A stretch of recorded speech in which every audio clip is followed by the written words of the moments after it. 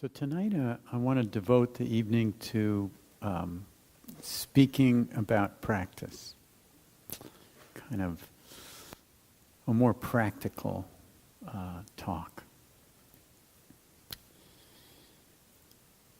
And you've probably noticed that whatever the contemplative art that you're exploring, Tai Chi, yoga, other forms of meditation, there is practice involved. And that's a foundational aspect to any of the contemplative arts. The idea of just snapping our fingers and having transformation, maybe it happens to a few people, but most of us are not in that category. And even before we've had all the evidence of the latest scientific work about how these practices and other practices can literally transform the organic structure of the nervous system and the brain, this idea of practice, it's just fundamental. And without the repetition of practice, you're really just simply a slave to unconscious conditioning and the kind of primitive reactive patterns of being a human being.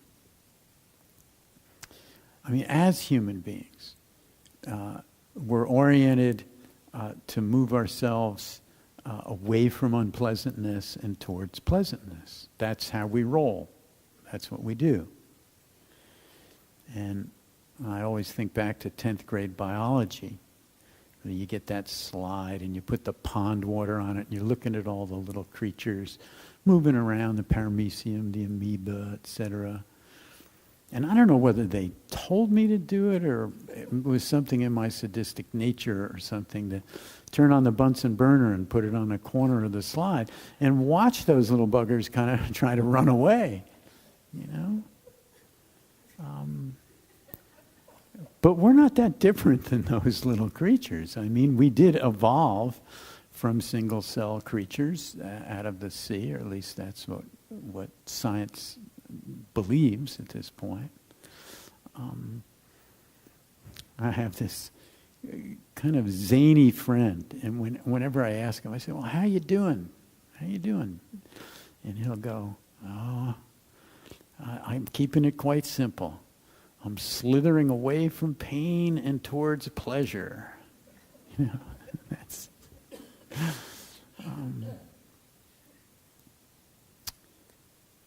But we get born onto this planet, and there's a lot of pleasure and pain that we're going to experience, and everything in between. It's just the way this creation happens. It's not considered a heaven realm, so to speak. And in Buddhist cosmology, this is just a little aside, I mean, there's these, supposedly when you die, in the Theravadan kind of story of reincarnation, whether you believe it or not or whatever, but it's kind of interesting. The moment you die, you're reborn somewhere else, and there's 31 different planes of existence that you can go to. And there's these kind of hell realms, and then there's these heaven realms. And in the heaven realms, everything is just hunky-dory. It's just, you live for a long period of time, there's complete comfort, security, there's just one pleasure after another, pleasure after a pleasure, And eventually it catches up with you because you die there too, there's old age, sickness, and death. And so there is this long kind of period of time. And then there's this being born into this earth plane. And that's the really fruitful area, as they say, in Buddhist philosophy, because we get a real good dose of challenges and joys.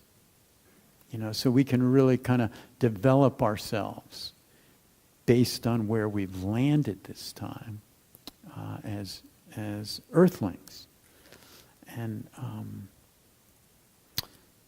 that's just the way it is. Even when we notice and are envious of some people, it doesn't stay that way all the time for them. I like to use Brad Pitt and Angelina Jolie. At one point, they were like, oh, yeah, this fabulous romance and everything is just perfect, all the material things they can imagine. They start opening their hearts and bringing in children, whatever they did. And he did some work down after Katrina in New Orleans. And it was like, and then it all changed and got weird somehow. And the suffering and the divorce and all the stuff and possibly addiction and, all the stuff of life.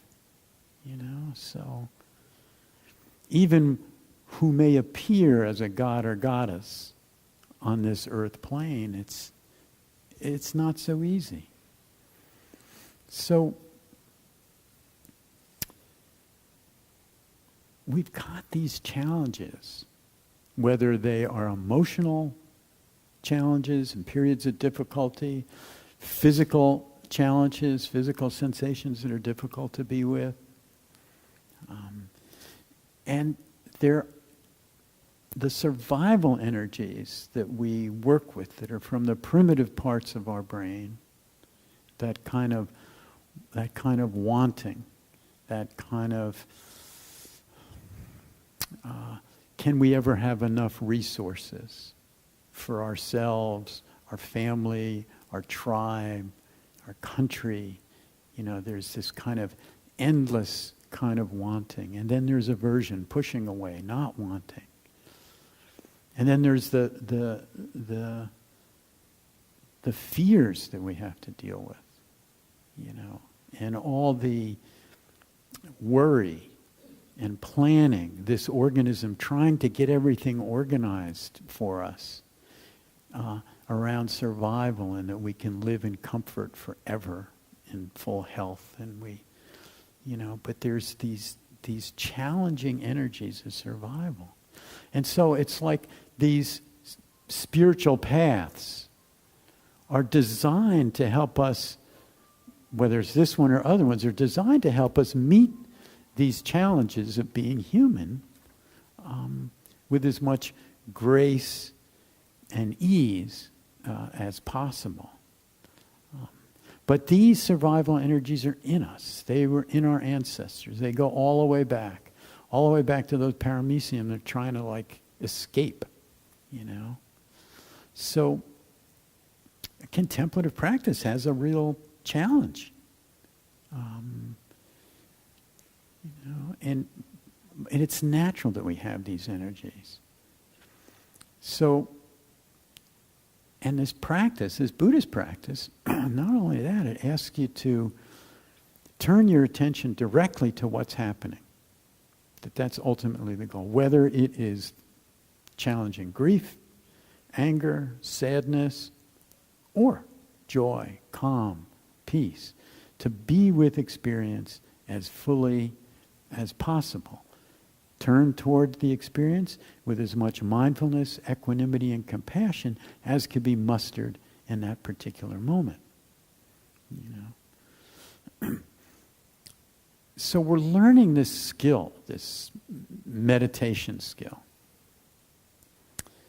And the small print when we get involved in it is turning toward difficult things from time to time. We might have gotten hooked in under the assumption that actually turns out to be an error, that, this is just going to calm me and relieve my stress, and it's going to help me find a happy place, and I'll just be there. Well, that's not so much. That's part of it. There is calming, and there is ease, and there's a reduction of stress. But a true spiritual path has us take a look and be present with the whole panoply of existence. Nothing's left out.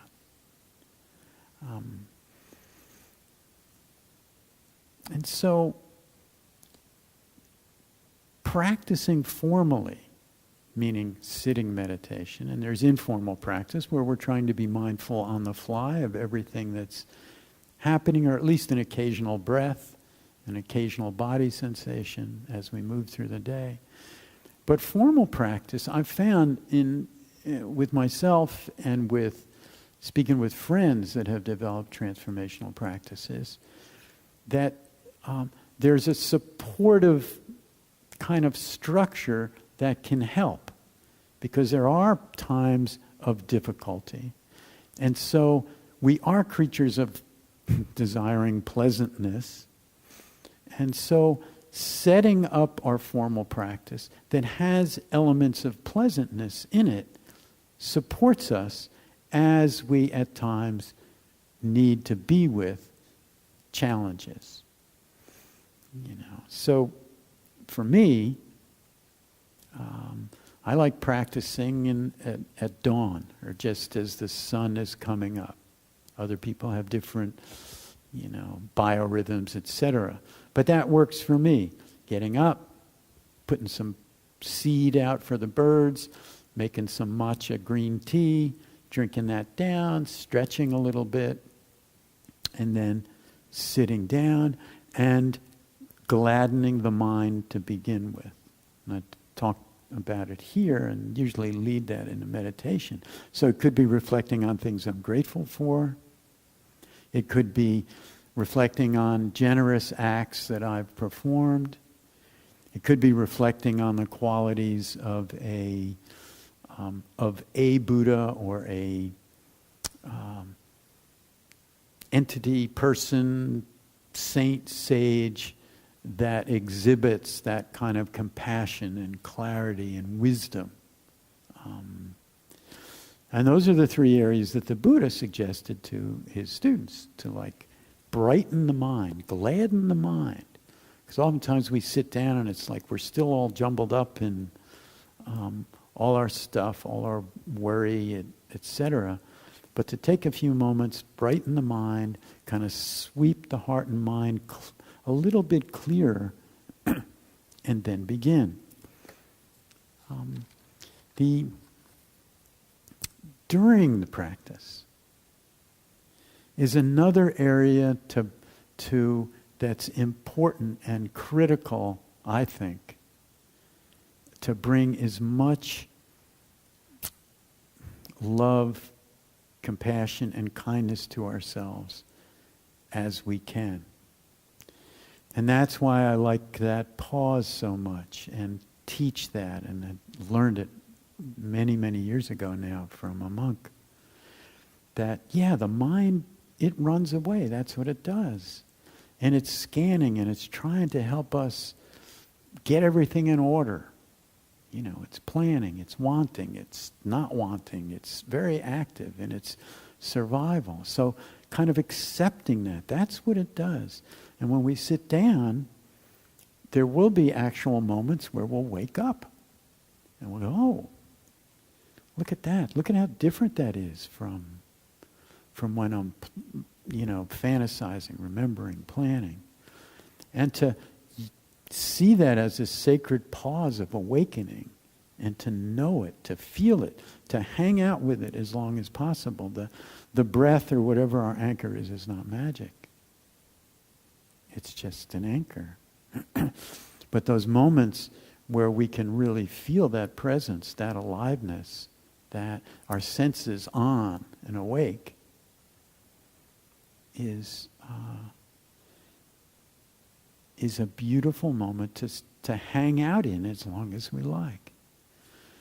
And on those jags at times when we sit down and it's just,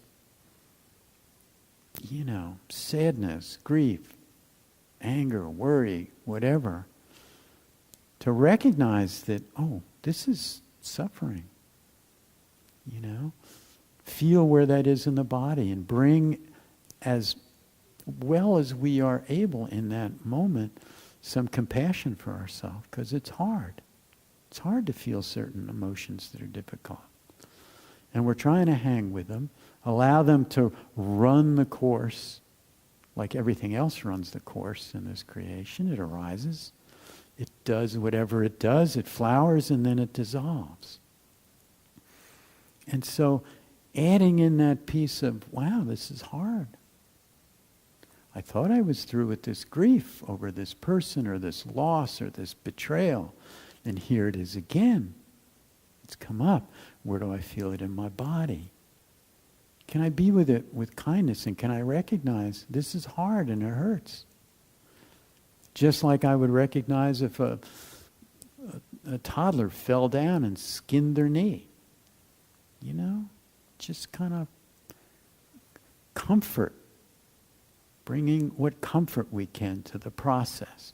And then as the process goes through, and if we stay with it long enough, with enough kindness and equanimity, allowing the emotions, the thoughts, everything to move, we see and get reminded it's just as impermanent as everything else is, and that's where the confidence gets developed.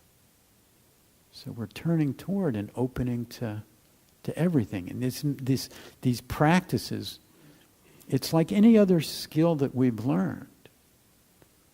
You know, it's any skill that we've learned, from tying our shoes. Of course, nowadays I don't think kids tie their shoes anymore, but had to learn all those knots and all the little, goes through the hole and the this and the that. And whether you've learned a musical instrument or learned a little mathematics or how to read or whatever, you earned it. It didn't just happen.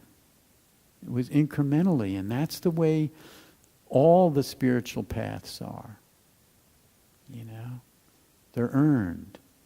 Takes a little effort and takes patience and forgiveness. And you might say, oh my gosh, I just sat down and I was just planning like a crazy person, or I just sat here and worried the whole time. Well, okay.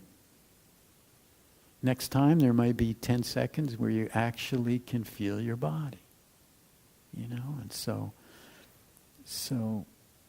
little by little,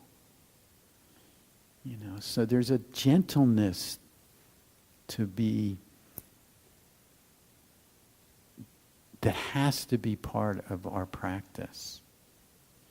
And I like to bring in the relaxing. We relax, take some moments and relax in the beginning, and then as we find ourselves off somewhere, there's a tension that comes with that. And say, oh, look at that. Look where I was. Now I'm awake, I can feel this body, but maybe it's a little jazzed up from reliving that argument or that betrayal or whatever it was. Where do I feel it now in the body? Can I relax? Bring the body back into regulation. Feel the difference of that presence. And then taking one's time, gentle and more gentle as we move through our experiences. So I want to read just a little passage from one of my favorite teachers. I didn't know him personally because he lived in the 12th century. His name is Shinul, and he's the kind of the founder of Korean Zen. And this book is called Tracing Back the Radiance. And to make a long story short, and then I'll read a little bit, Tracing Back the Radiance is basically what he was teaching his students back in the 1100s was, hey, you got to start where you are. If you're angry, if you're whatever's going on, that's what's happening. That's the weather. Can you bring us a kindly attention to that and be with it as it does its thing, as it does its natural progression? And then when that dissolves out, can you be with whatever is left? Well, maybe underneath that anger there may be some sadness. Okay? Can you be with that sadness? You're tracing back the radiance, as he called it, from one to the next. And then maybe there's some grief. Maybe there's some fear. And one after the other, if there's enough patience and mindfulness, tracing that back, it eventually opens to this kind of luminous presence. But he also talked, in Zen, if any of you know much about it, there is the kind of satori or awakening experience that can happen at any time. And it happens naturally to us, where things get really clear and vivid, the heart's open, and wow.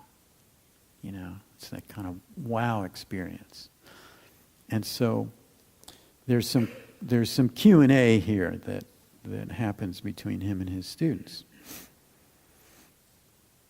And the question is, you have said, this from a student, you have said that this twofold approach of sudden awakening and gradual cultivation is the track followed by thousands of saints. But if awakening is really sudden awakening, what need is there for gradual cultivation? And if cultivation means gradual cultivation, how can you speak of sudden awakening? We hope that you will expound further on these two ideas of sudden and gradual and resolve our remaining doubts. Chenol says, first, let us take sudden awakening. When the ordinary person is deluded, they assume that the four great elements are his body and the false thoughts are his mind. They do not know that their own nature is the true Dharma body. They do not know that his own numinous awareness is the true Buddha. He looks for Buddha outside the mind. While he is thus wandering aimlessly, the entrance to the road might by chance be pointed out by a wise advisor.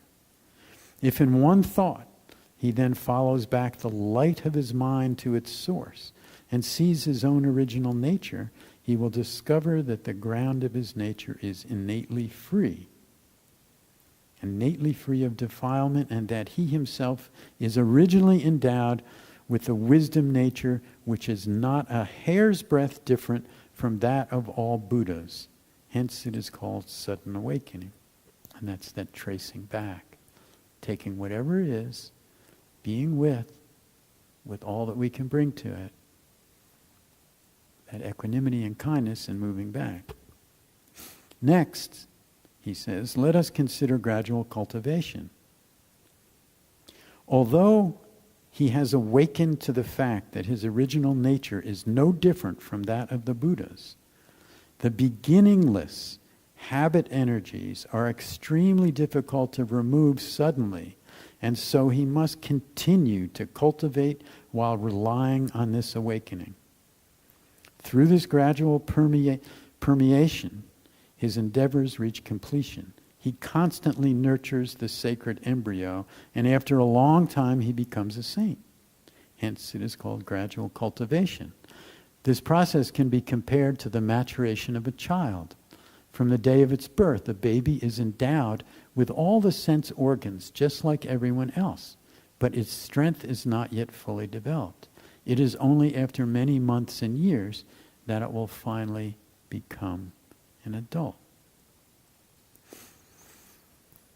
So these habit energies, and he calls them, in his words, habit energies are extremely difficult to remove. Those are those survival energies that we work with all the time, that spiritual practices are kind of pushing the envelope of. And if we don't come to terms with them, they can make us sick. If we're worrying all the time, if we're planning all the time, if we're, grasping and thrashing around, pushing away things that are unpleasant all the time, well, then we get sick. It was the same deal in the 11th century and further back. It wasn't any different. Those survival energies were at work, and these practices came about to meet them with grace. So, to be reminded and reminding ourselves as we practice that these energies are natural and they're geared into survival. They're out of the brainstem. They're out of our reptilian ancestors. And as practitioners, we're learning how to befriend them, how to understand them. They're not the enemy. They are trying to help us survive and be in comfort. But they don't generally carry a lot of wisdom. So more isn't always better, you know. And in fact, having whole societies and the human race operating on those survival energies, it's getting a little tight now. Probably was okay when there was just 1 million people on this planet and we were all scattered around and you just do what you do and you can't gather enough food and you can't use too much resources because it seems endless.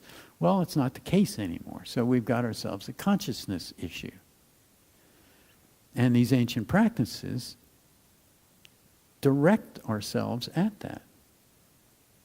Internally, in our own relationships, and in a larger sphere. So the work you do with your spiritual practice is really important personally for your own ease and well-being and health, for harmony in families and in our communities. So we do have those moments of sudden awakening. But as Chanel said, these habit patterns will just wash over us if there's not some form of gradual cultivation. And to do that with as much kindness and spaciousness as we can is the game. And for whatever reason, you all have gotten interested in this. And whether it's whatever that was, this lifetime, last lifetime, if you believe in that kind of stuff, here you are kind of contemplating your path.